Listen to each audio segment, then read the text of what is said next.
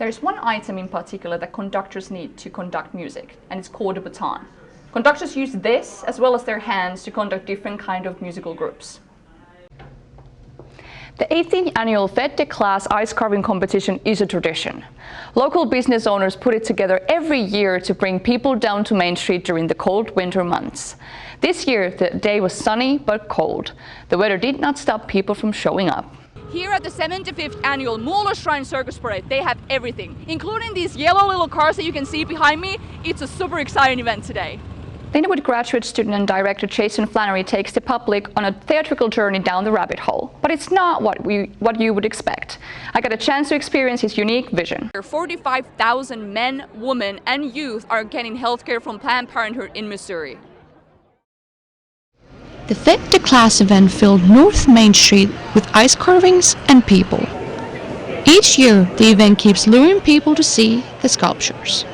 It's very unique. You don't see a lot of ice sculpture events in Missouri. It doesn't generally get cold enough for that.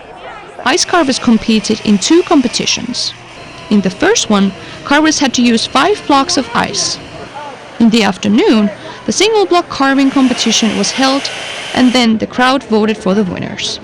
Each group of carvers is dealing with 260 pounds of ice to create their own masterpieces, which totals in 1,300 pounds of ice.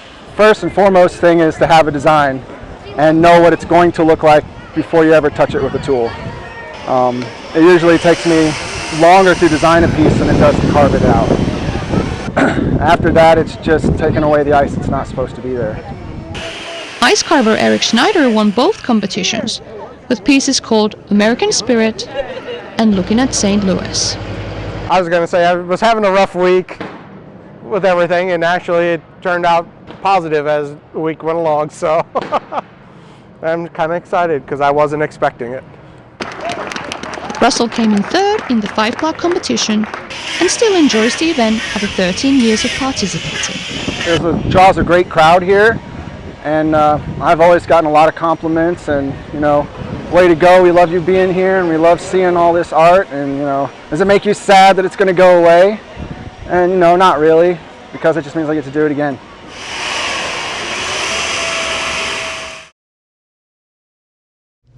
Lindenwood University is one of the few schools in the area to allow students to conduct their own concert. It's been an annual event for years. The concert is a requirement of the students' advanced conducting class. I got a glimpse of one of the instrumental conductor rehearsals. I wanted to see what it's all about.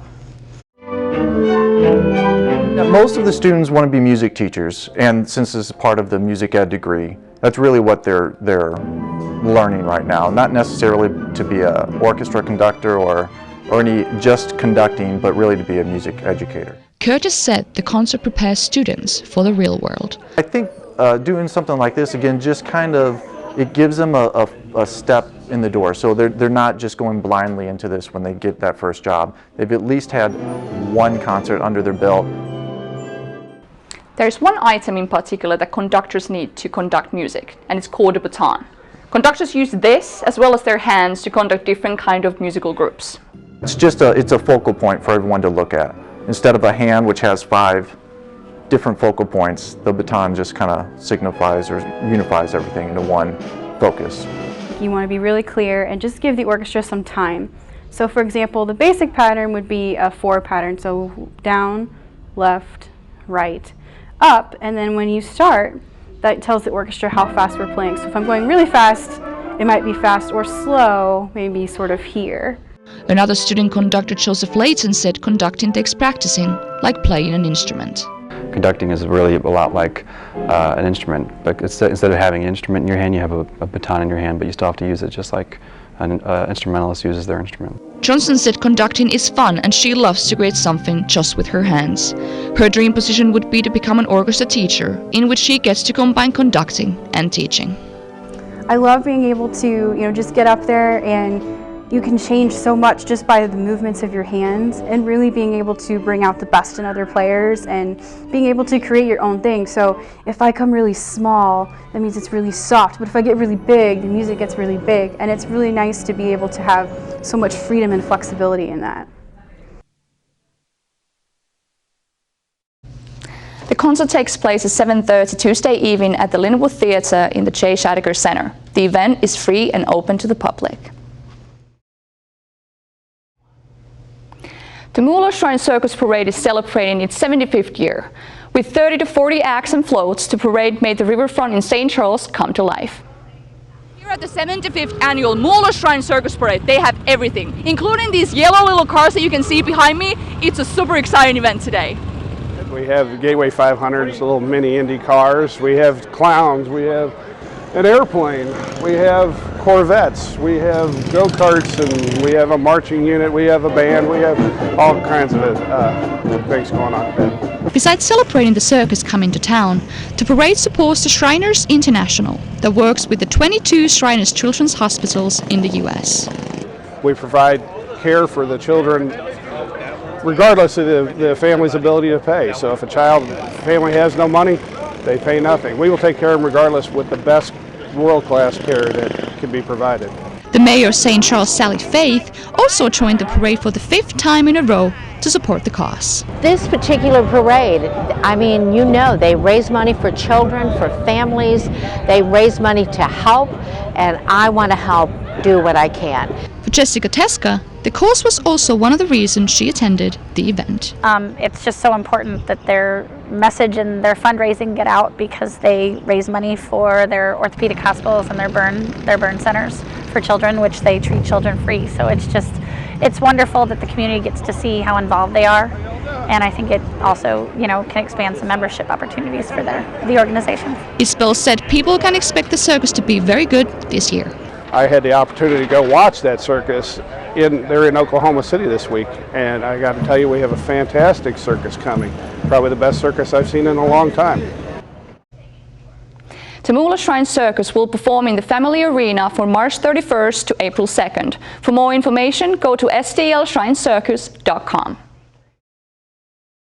Russian officials say the man responsible for the bombing that killed 14 people in St. Petersburg has been identified as Agbarzon Zalilov. His remains were found in one of the subway cars. Authorities add that they found a second bomb at a nearby metro stop. Zalilov's DNA was found on the bag that held the second bomb. An official 3-day mourning is underway. According to the St. Louis Post-Dispatch, heroin deaths in St. Louis are up 94% from last year. St. Louis City reported 256 deaths. There were 44 opioid deaths in St. Charles County in 2016. Despite the increase in overdose deaths, emergency officials are able to rescue many with a medicine called Narcan. Narcan is a drug that is sprayed or injected to reverse an overdose. The St. Louis Fire Department used it 1,900 times last year. St. Charles County Police Department has started participating in a pilot program in which officers are equipped with Narcan. Confirmation of Neil Gorsuch is still up in the air, but a vote could come any day. Democrats have voted and won to keep the debate open. Republicans are threatening to go nuclear and change rules that have been in place since the founding of America. Republicans look to make a push for a final vote by the end of the week. Today is Equal Pay Day. This symbolic day is the day when women's pay supposedly catches up to men's pay from the prior year. According to USA Today, Democrats in Congress plan to reintroduce legislation to strengthen protections for women in the workplace. President Donald Trump recently signed an executive order that advocates say rolls back hard-fought victories for women. 2 years ago, the newspaper says women working full-time in the U.S. were typically paid only about 80% of what men were paid. Do you like musicals, dark comedies, and the 80s? If you answered yes, Heathers the Musical might be a show just for you.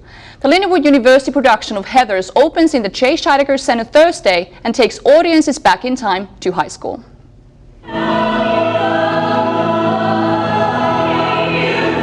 Heathers is based on a 1989 movie with Winona Ryder and Christian Slater.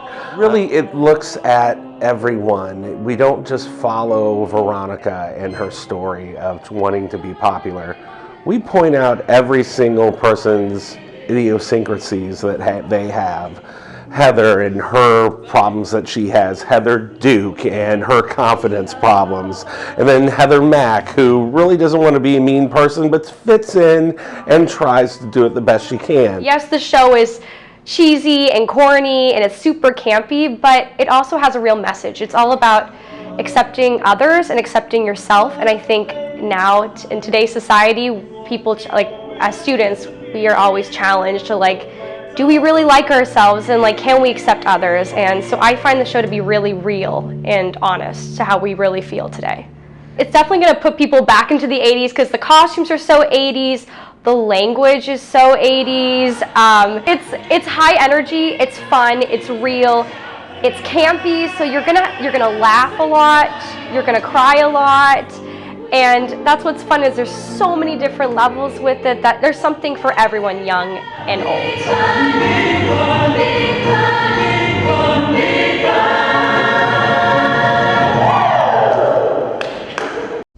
Heathers the Musical runs through February 25th. Lindenwood students and faculty can get 2 complimentary tickets for free with a valid ID. For more information, visit luboxoffice.com.